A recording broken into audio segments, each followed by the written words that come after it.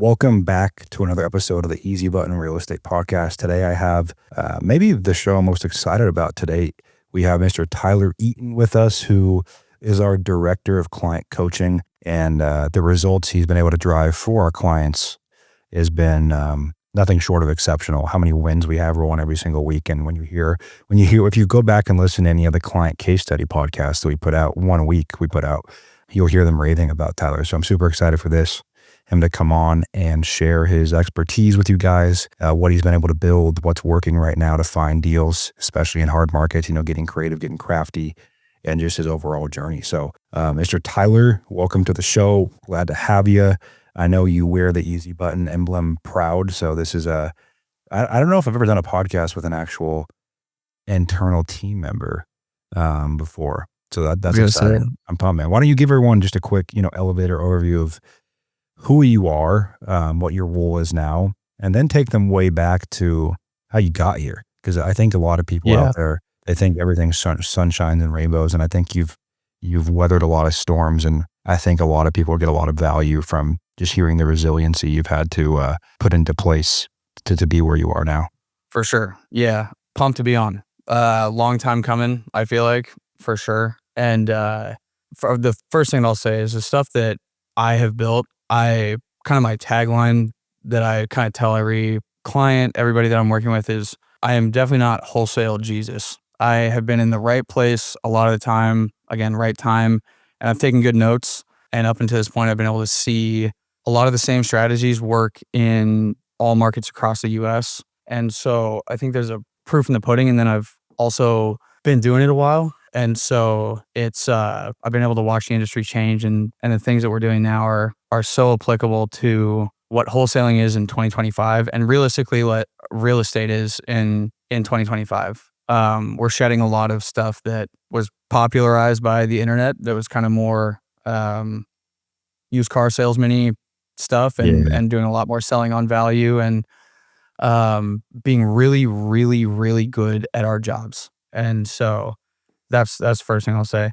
But kind of where I started was I was in commercial real estate out of college. I was a leasing agent. It was fine. I just found that when I was able to make decent money first year, but it doesn't really matter, at least when I was in it. And maybe this is naive 22-year-old, but when I was in it, it didn't seem like the hustle made a huge difference. Like a lot of stuff was kind of gate kept by more seasoned brokers and people that owned like big accounts, And so that's when we got in touch for the first time. And I was I tell people I was the first one-on-one client, but I think I was two.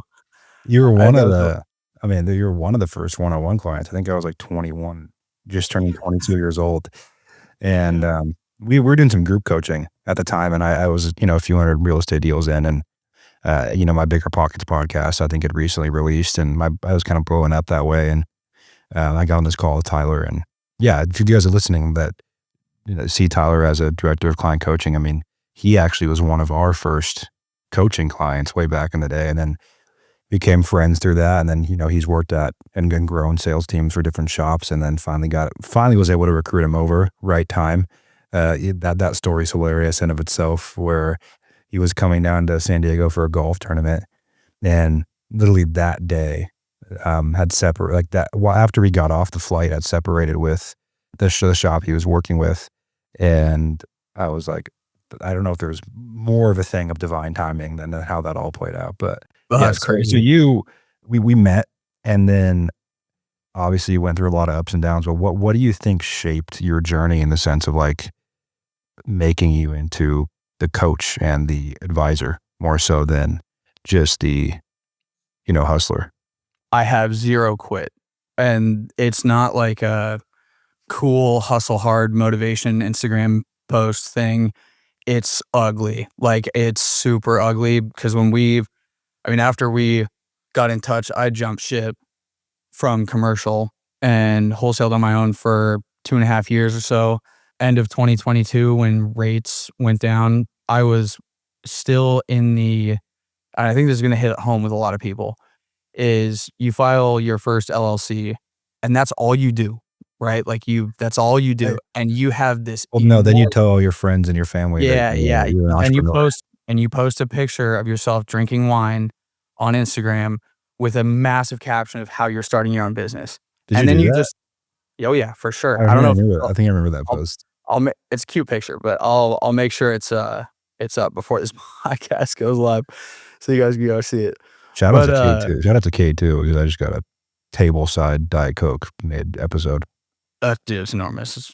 Yeah, no, that post is still up, so you can go see that. But yeah, you spent a lot of time thinking about like, oh, I'm a business owner now, and what that means for yourself, and I let that completely take priority over the hustle, over promoting my business, telling people about my business, reaching out to really hitting the phones. Like at the end of the day, talking to my leads, learning.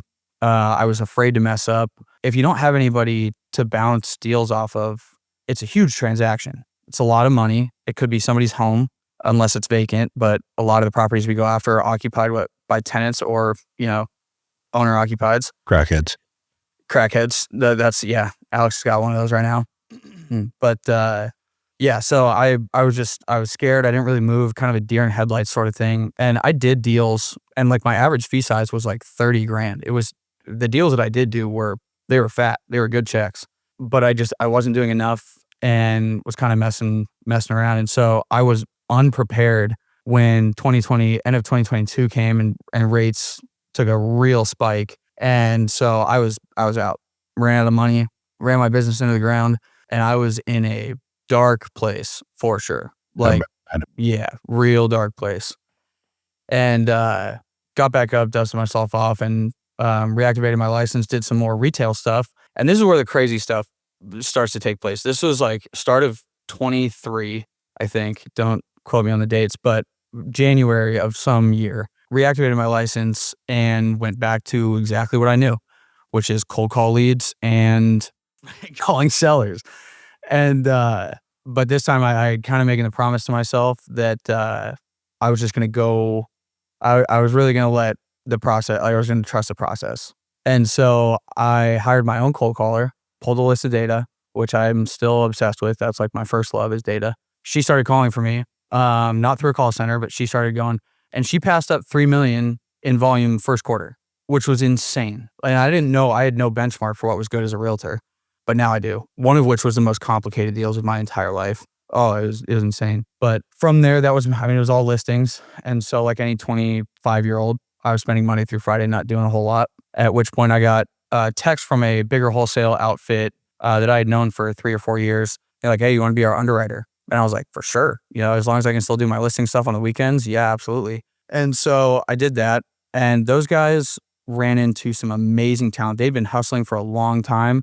They themselves had like a lot of talent in like transactional talent, especially like if there's a buyer, They had been in our coaching groups for a while too. They had a lot of raw horsepower. Like they just big always time. Yeah. You talk about guys that have some grit, dude. It was those guys. And so, but they didn't really set out to become like business owners, but they had ended up at like 2 million in revenue. And so, yeah, they just kind of raw dogged their way there too. yeah, it's crazy. And so when I got there, I loved being there. I loved the team, the hustle, like everybody worked hard. And so I was like, I'm not going to be the lazy guy. And so I started, picking up anything that I could really, looking after every transaction, making sure that every single buyer pool was like something that we were reaching out to. Anyways, long story short on that one, we'll go into details more, but long story short, I hustled my way to basically getting control of everything from data to contracts. So the whole acquisition side of the business I was overseeing and helping out with a lot of dispo too. And over the next 6 months, took that business from 2.2 million to 2.8 to 4.36 because Q1 we did $1.090 million. That was pretty cool. That was amazing.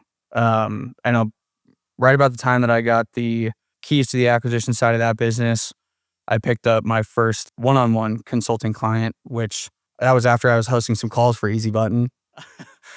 And I had a couple guys reach out, said no, because it's not something that I really did. And I didn't consider myself a consultant at that time, was just hustling as like a sales manager. I had one guy really press me about one-on-one consulting. So I was like, all right, let's do it. So I started like advising on lead gen, teaching him on the sales side.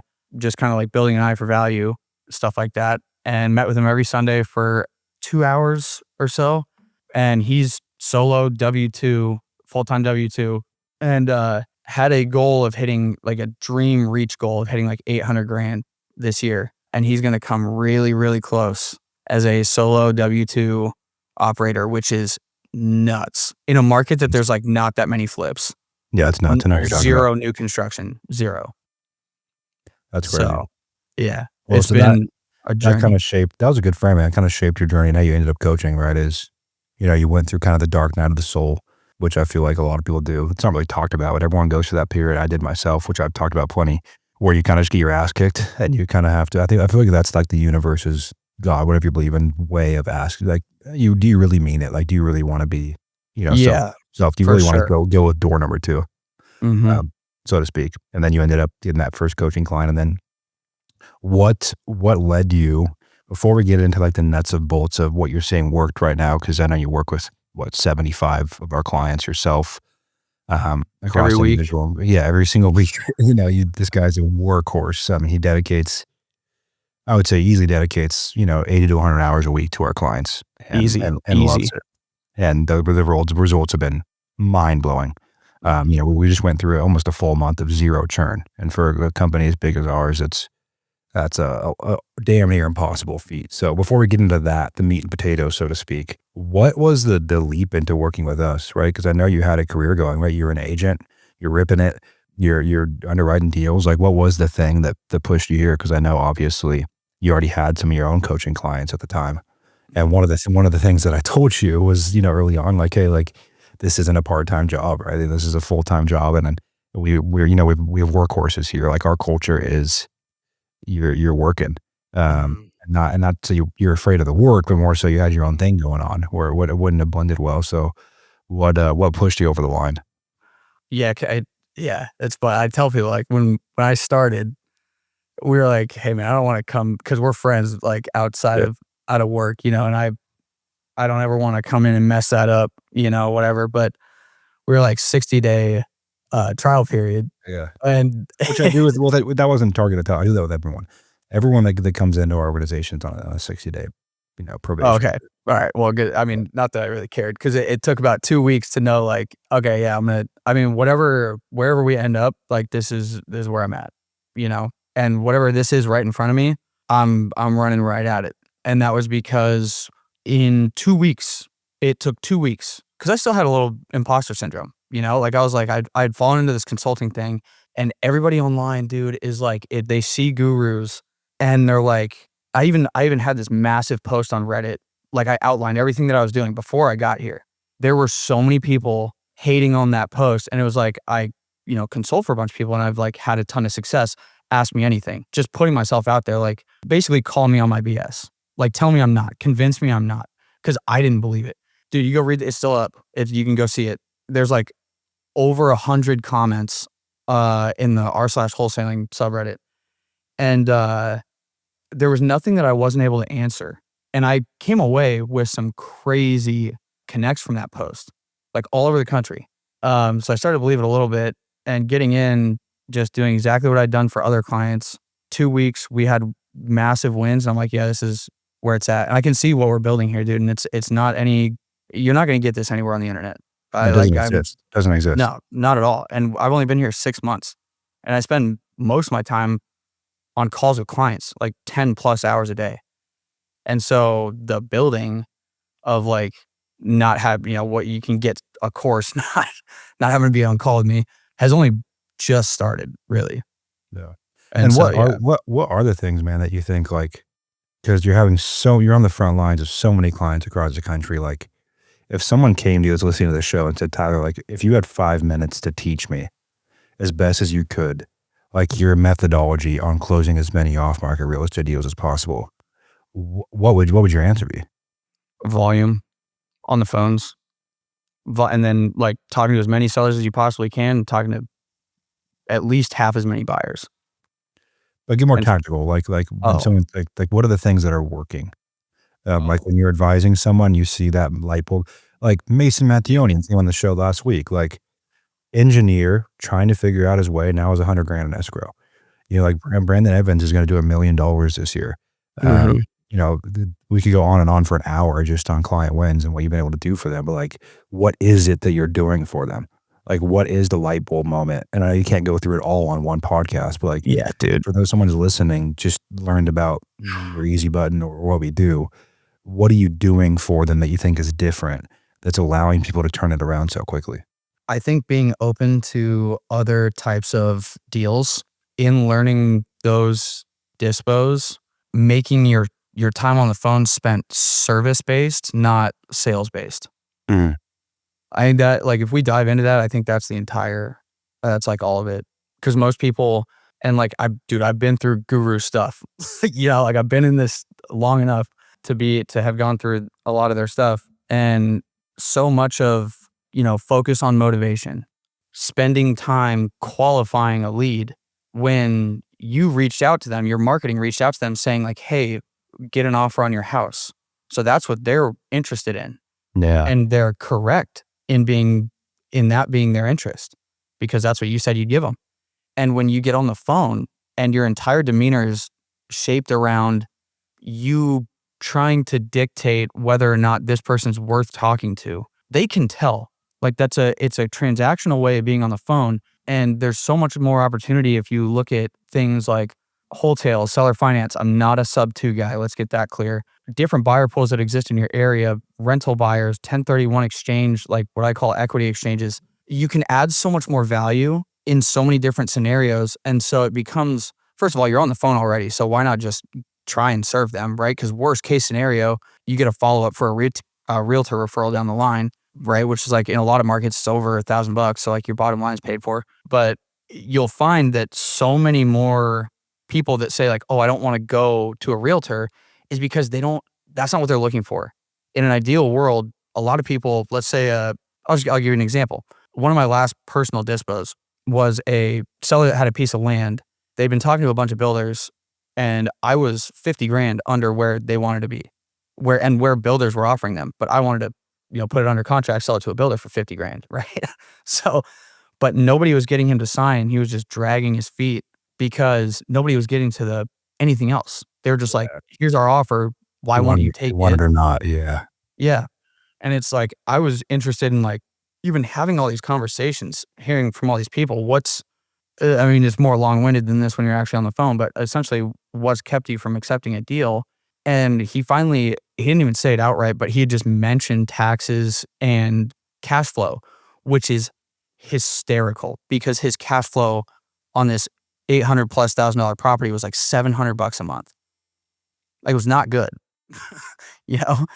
And, it was a little bit more of a process, but we ended up being able to get the deal because at 800, because we were going to hook him up with a 1031 exchange custodian and 1031 him into a 3 or 4 unit that was cash flowing like 5 times what he was cash flowing with his current place. And so we closed the land deal, sold it to a builder, and then closed him on a 4-plex, 5x'd his cash flow and saved him the capital gains because of the 1031. And so it's like nobody was getting that deal until it was like a no-brainer amount of value in front of him.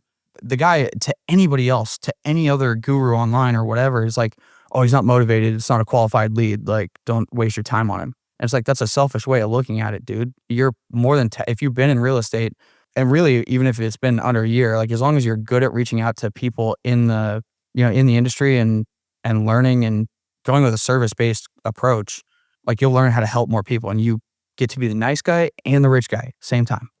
Exactly that, dude. Yeah. I mean, it's oftentimes the same thing I call it to everyone I talk to. And, when I'm on all these client case study podcasts, you're out there listening to them. If you haven't listened to them, go back and listen because they're real people in the trenches implementing this stuff. You guys like Mason, right? When he came on the show, he was like, when I really internalized, I'm a solution provider. I'm a consultant in a way. Mhm. Everything got easy. And not to say it's not hard. You're still not going to have a lot of no's, but like when you show up and you're genuinely, I think the reason we got so good with HelloPad is just understanding that like a lot of times you're paying for a moving company, right? You're helping someone with their first month of rent. Like you're figuring out, like you're solving the actual why, not just the what of, oh, this magical number. And that goes so far with people because no one does that. And so that's super valuable answer. So to conceptualize that for you guys out there, like and Tyler does a lot for our clients, implementing that with them, obviously. But like the frame is, provide solutions and think outside the box and, treat every single lead like your only lead and every relationship like your only relationship. And this business is magical when you do that. So let's move that conversation into out of the 75 plus clients you actively serve in our book of business that you work with individually. And Tyler only works with our deal engine clients. So he's not working with non-deal engine clients currently because we're phasing them out slowly. But Tyler, who is the right fit for Easy Button? Now that you've been here 6 months, I ask all the people that come on the show that question, but like in your opinion, if someone's listening to this thinking about they're on the edge of coming and working with us to grow their business, do more deals, who is the right fit and who's the wrong fit in your words? I'll try and be a little bit different here. Is I think anybody can want to do well in this business, but if you've got a why like that matters, you're going to be willing to put in the work. Because I think we have a why. Oh yeah. I think we have and it sounds like to anybody that doesn't know, hasn't been in calls or whatever, like I like to have fun, right? Like we joke around a ton, right? Because I mean, you kind of have to. You go crazy on the phones. Yeah, if you're in business and you're not, Yeah. there's two ways to deal with it. It's like you go inwards and you feel shitty all the time, or you laugh about it. That's the Yeah. only two options. Yeah. So no, yeah, we do a lot of laughing. It's a good time. And I think the clients that know me and like the clients that I'll take weekend calls with, like I will go above and beyond. I will break my back to see people win. Is they know it's not something to take lightly, and you see it with more people than I ever expected. And so yeah, so if it's just a side hustle or whatever, that's fine. But if you're really looking to grow your business, truly, there's no better place to do it. Love And it. So, believe me, I'm an ultimate skeptic. yeah, the way I say it is if you treat it like a hobby, we're not the place. I had to call with a guy today. He's doing like $250,000 a year, trying to grow, and some of the language he was using, I could tell was more of a hobby. And I was like, to be honest, man, like, because he's like asking him, like, we're not the right fit right now. And here's something to do in the interim, still helping him out and until you kind of figure out what direction you're going in. But like, if you take it seriously, that will take you seriously, and you'll have no problems. But I think that's spot We'll on. pour into you. Yeah. We will absolutely pour into you. Like there's no, we don't do any gatekeeping. We don't do, whatever. Like you get everything up front, and the implementation really is like the hard part. And then Yeah. also not getting shiny object, Yeah. like you got to stay in the hustle for a little bit, hit the dialer. But to that point, we had a client that we just onboarded from New York, a couple guys from New York. And we originally, is it like the 3 or 4 guys? we only met with 2, but it was, But they're like the hardcore New Yorker guys, like Long Island guys. yeah. They're And so funny. dude, the great dudes, but Yeah. we originally told them, and obviously I'm not part of this side of the business, but we originally told them like, hey, now's probably not the right time, Yeah. and sent them away. And then they come back and we're like, okay, yeah, it looks like the right time. I almost want to say like publish that onboarding call because dude, it is magic. Like it gives me chills thinking about it. It was so dialed, and they're so ready to go. Like they will absolutely be an enormous client.